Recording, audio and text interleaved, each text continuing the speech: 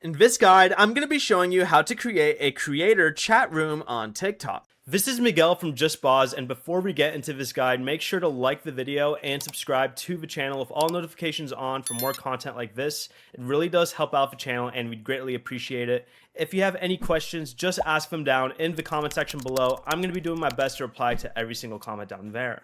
First, your account needs to have at least 10,000 followers and you need to be 18 or older. And you must have either a TikTok subscription or a live fan club.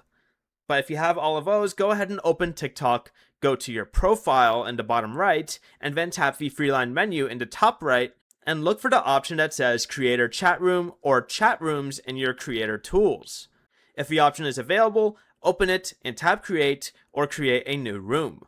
Choose a name for your chat room, configure the available room settings, and invite eligible followers to join.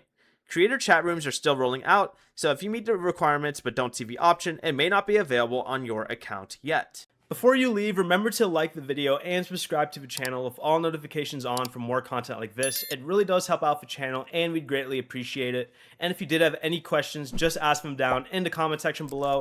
I'm going to be doing my best to reply to every single comment down there. Peace.